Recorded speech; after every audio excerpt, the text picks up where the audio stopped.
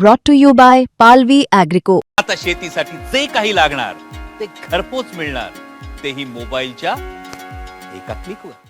नाशिकमधील स्वयंघोषित ज्योतिषी अशोक खरात याला बलात्कार प्रकरणात अटक केल्यानंतर या प्रकरणाला आता राजकीय वळण मिळालेलं आहे। शिवसेना उद्धव ठाकरे गटाच्या नेत्या सुषमा अंधारे यांनी रुपाली चाकणकरांचा एक व्हिडिओ पोस्ट करत त्यांच्यावर आणि सत्ताधारी नेत्यांवर जोरदार टीका केलेली आहे। याचबरोबर या प्रकरणात चित्रा वाघ यांनी सुद्धा ट्विट केलेलं आहे। सुषमा अंधारे यांनी तर या प्रकरणाला महाराष्ट्राची एप्स्टीन फाईल असं सुद्धा म्हटलेलं आहे।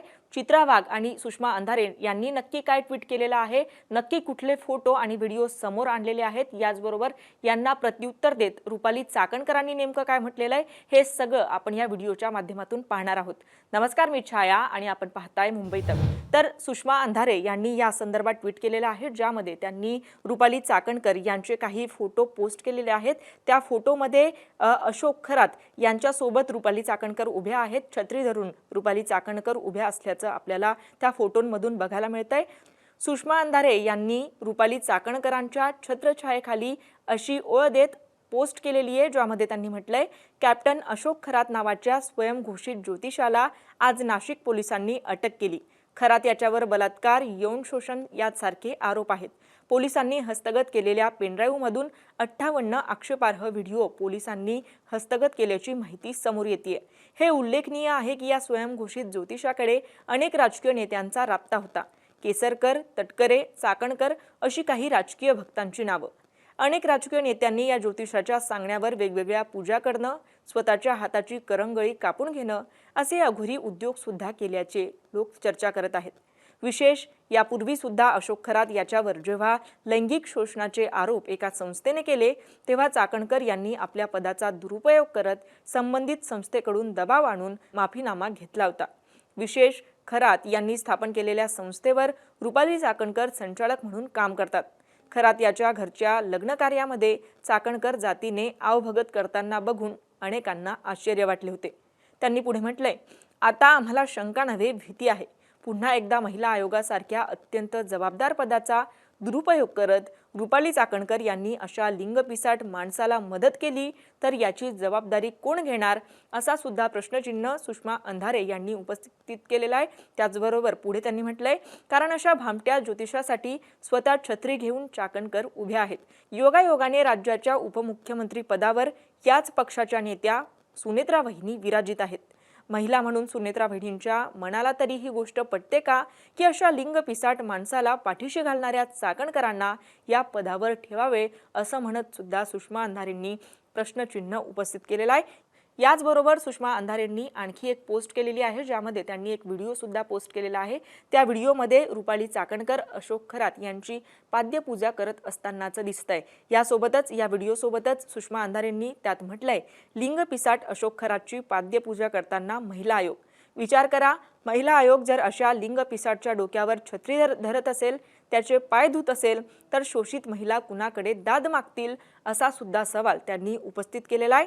दरम्यान या सगळ्यावर रुपाली चाकणकरांनी सुद्धा पोस्ट केलेली आहे। त्यांनी ट्विटमध्ये म्हटलंय, शिवनिका संस्थान ट्रस्ट हे महादेव देवस्थानचे ट्रस्ट असून काही वेळा तिथे सामाजिक कार्यक्रम साजरे होतात। त्यामुळे सामाजिक कामांच्या निमित्ताने आम्ही अनेक जण ट्रस्टच्या कामाशी जोडले गेलो होतो, ज्यात समाजातील अनेक प्रतिष्ठित व्यक्ती आहेत। कॅप्टन खरात यांच्या वैयक्तिक आयुष्य किंवा त्यांच्यावर झालेल्या आरोपांबाबत मला कल्पना नाही। आता जे आरोप होत आहेत त्याबाबत पोलीस निष्पक्षपणे चौकशी करतील।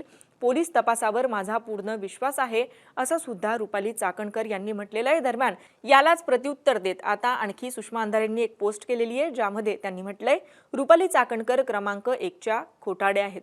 कॅप्टन अशोक खरात काय लायकीचा माणूस आहे हे रुपाली चाकणकर यांना चांगलंच माहिती होतं। खरात याची दुष्यकृत्य बाहेर आणण्याचा प्रयत्न खबरदार पुढारी या एका स्थानिक वृत्तपत्राने केला, तेव्हा त्याच्यावर कायदेशीर कारवाई करण्याची धमकी देत त्याच्याकडून चाकणकर बाईंनी माफीनामा घेतला। ज्या चाकणकर बाई मला या प्रकरणाची माहिती नव्हती असं सांगत आहेत, त्या बाई या माफीनाम्याच्या संबंधाने काय बोलणार आहेत? राष्ट्रवादी काँग्रेसचे प्रदेशाध्यक्ष सुनील तटकरे यांना आपल्या पक्षाच्या प्रतिमेची फार काळजी असेल तर तटकरेंनी सांगावं, पीडित महिलांना न्याय देण्याऐवजी महिलांचं चारित्र्य हनन करण्याचा प्रयत्न करणाऱ्या कधी वैष्णवी हगवणे, कधी तनिषा दिसे तर कधी डॉक्टर संपदा मुंडे यांच्या चारित्र्यावर शिंतोडे उडवण्याचा प्रयत्न करत सातत्याने वादग्रस्त ठरलेल्या चाकणकर यांना महिला आयोगावर ठेवण्यात पक्षाची कोणती राजकीय अपरिहार्यता आहे? त्यांनी पुढे टीपमध्ये म्हटलंय, खबरदार पुढारीने दिलेले सदरील माफीनामापत्र बघता रुपाली चाकणकरांना या खरात प्रकरणाची संपूर्ण माहिती 1 वर्ष आधीपासूनच होती. मात्र याच्या मुळाशी जाण्यापेक्षा पीडितांवरच आणि पीडितांना न्याय देणाऱ्यांवरच दबाव आणण्यात चाकणकरांनी धन्यता मांडली हे विशेष आहे, असं सुद्धा सुषमा अंधारेंनी पोस्ट करत म्हटलेलं आहे. एकंदरीत रुपाली चाकणकरांवर त्यांनी हल्लाबोल केलेला आहे.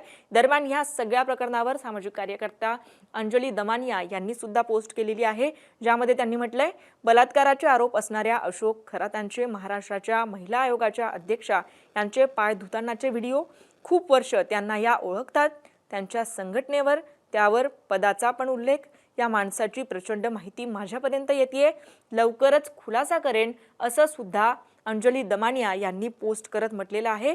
दरम्यान चित्रा वाघ यांनी सुद्धा या संदर्भात एक पोस्ट केलेली आहे, ज्यामध्ये चित्रा वाघ यांनी म्हटलंय, श्रद्धेच्या नावाखाली लोकांची फसवणूक करून महिलांच्या सन्मानाशी खेळ करणाऱ्या नाशिकचा भोंदूबाबा कॅप्टन अशोक खरातला बेड्या ठोकल्या. हेच आमच्या सरकारचं खरं काम आहे. गृह विभाग आणि राज्याचे मुख्यमंत्री तथा गृहमंत्री देवेंद्रजी फडणवीस यांनी दाखवून दिलंय की कायद्यापुढे कोणीही मोठं नाही. वैयक्तिक श्रद्धा प्रत्येकाची असू शकते, पण संविधानिक पदावर असताना त्या श्रद्धेची मर्यादा पाळलीच पाहिजे. एकंदरीत या वाक्यातून त्यांनी रुपाली चाकणकरांवर निशाणा साधल्याचं बघायला मिळतंय. पुढे चित्रा वाघ यांनी म्हटलंय, जबाबदारीच्या पदावर असणाऱ्यांनी विवेक आणि संवेदनशीलता दाखवणं अपेक्षित आहे. महिलांच्या सन्मानावर कुठलाही आघात आम्ही सहन करणार नाही, हीच आमची ठाम भूमिका आहे, असं सुद्धा चित्रा वाघ यांनी ट्विट करत पोस्ट करत म्हटलेलं आहे. तर अशा पद्धतीने या संपूर्ण प्रकरणाला आता राजकीय वळण मिळालेलं आहे. या सगळ्या प्रकरणाविषयी तुम्हाला काय वाटतं? तुमची मतं काय आहेत? आम्हाला कमेंट करून नक्की कळवा. आणि मुंबई तकला आपण जर नवीन असाल तर मुंबई तक चॅनलला सबस्क्राईब करायला विसरू नका. हा व्हिडिओ पाहिल्याबद्दल धन्यवाद.